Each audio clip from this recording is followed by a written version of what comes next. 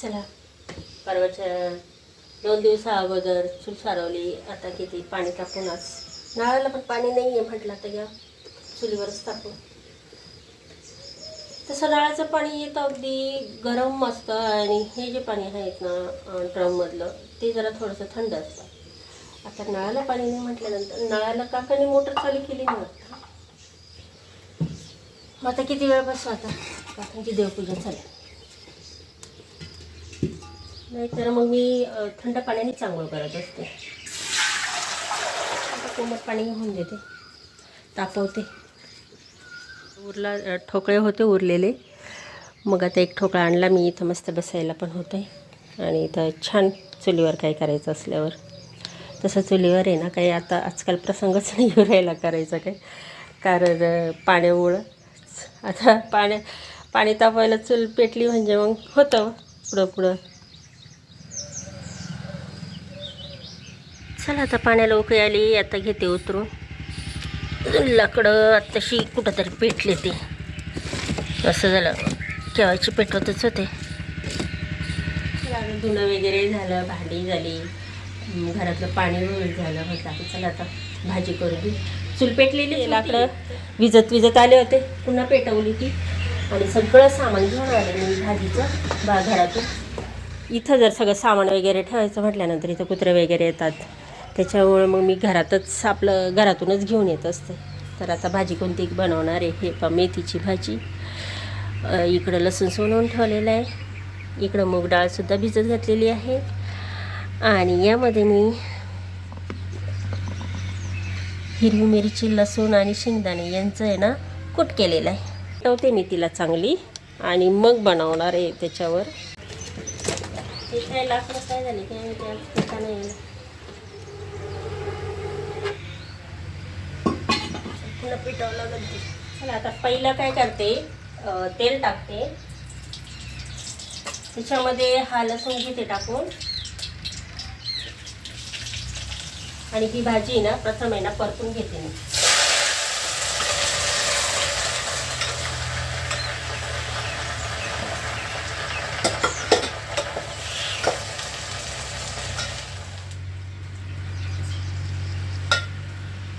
अशी परती किती 5-10 मिनिट. याच्यामध्ये जेव्हा मी गौरीचं खांड टाकलं तेव्हा कुठं पेटलं पाहिजे.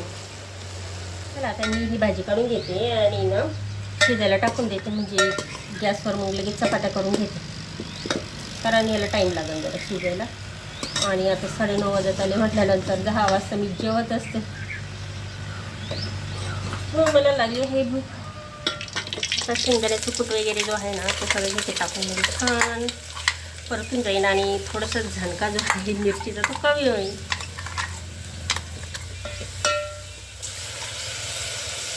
आता याच्यात ती मूग डाळ जी आहे ना मूग डाळ पण टाकून घेते मी शिजायला याच्यात. आता टाकत आहे मी मीठ. आता ही उकळी यायची वाट पाहते मी. उकळी आलेली आहे. आता ही जी भाजी परतून घेतलेली आहे ना तेलामध्ये त्याच्या याच्यामध्ये सोडून देते.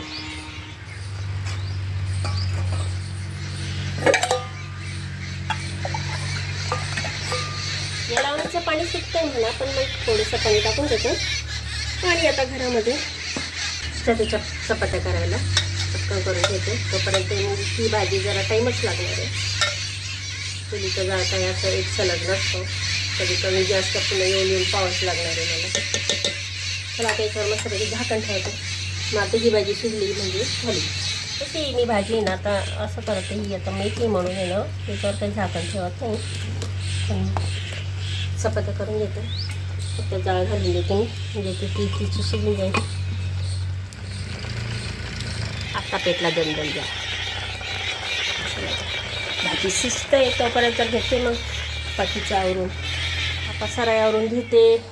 हे घेते आता पाणी आहे तर लगेच घासून वगैरे घेते म्हणजे ना आतमध्ये आता पटकन होऊन जाईल. म्हणजे मग सगळे कामं पटापटा होते. 2 चपात्यांचा म्हणून ठेवला तर आपण नंतर लक्षात आलं आहे रात्रीचा शिल्लक भात आहे, खिचडी भात आहे. आता तो पण मी काय करते त्याच्यावर परतून घेते. हा खूप होईल ना, कारण मी जेवलीच नाही. अगदी थोडा भात खाल्ला. म्हणून काय खायचं तुला? का गं म्हणून? दूध प्यायचं? भात खाते का? भात आवडतो तुला? भात आम्ही भातसुद्धा कधी वास घेतलं, वाससुद्धा घेणे नाही काय की नाही म्हणून? आम्हाला फक्त दूध बोंबील एवढंच माहीत आहे आणि मटर. यांच्या पलीकडे आम्हाला माहितीच नाही. चपातीसुद्धा आम्ही नुसतं हुंगतो आणि निघतो. थोडं हुंगून घेतलेलं आहे.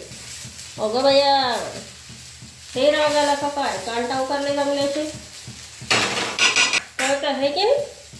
रागवलेलं कळतं, ओरडलेलं कळतं, रागावून बोललेलं कळतं, नाराजी कळते, हे की नाही?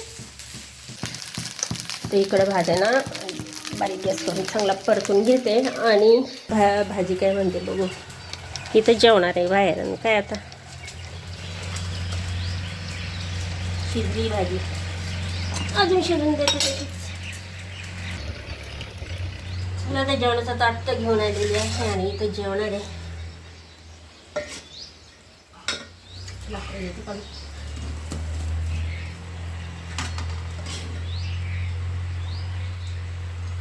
थोडासा रस्सा झालेला आहे.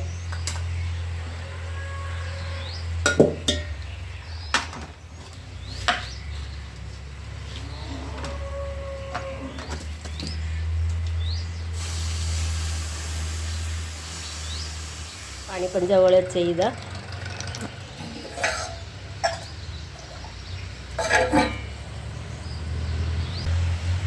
मस्त आता चपाती भाजी आणि इथं भात आणि याच्यावर तूप पण घेतलेलं आहे मी. इथं मीठ पण आहे.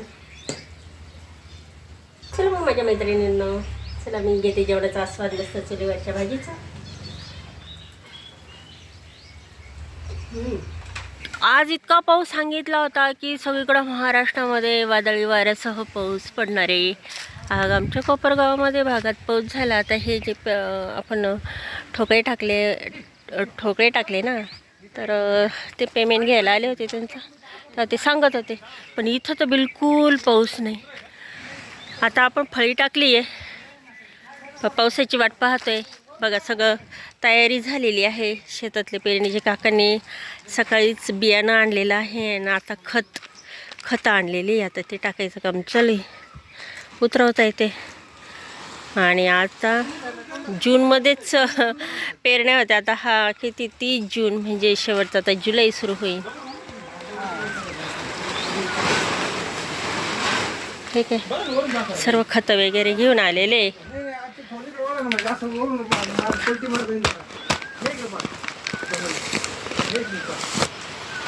जेवढे मिळाले तेवढे.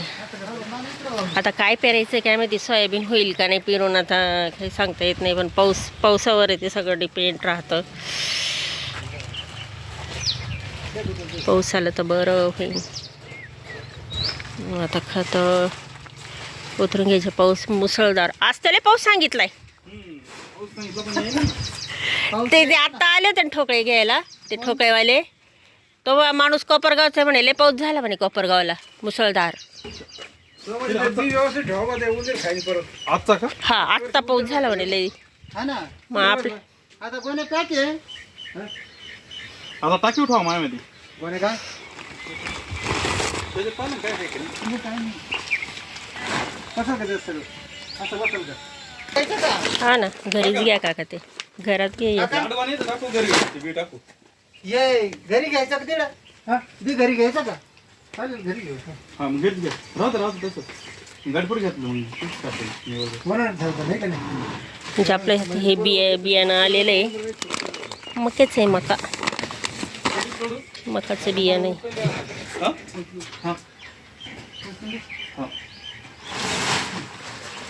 कारण उंदरामुळं खाते ना, उंदरं कुरतडतील. हळूच टाका, फुटून जाईल. एकटा फुटलं की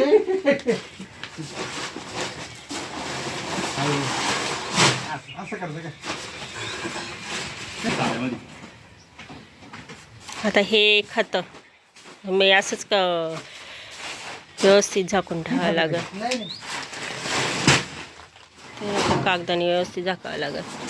झाकून ठेवलं ना मग किती काढवा तिडवा पाऊस असा जरी कुठूनही आला तरी भिजणार नाही. किती टाकायचं? एकावर एक ठेवलं तरी कशाला एवढं लांबवत नाही बसायचं. नाही, एवढंच पाहिजे. एवढी 2 वर घेऊ ना, हाईट नाही बरोबर.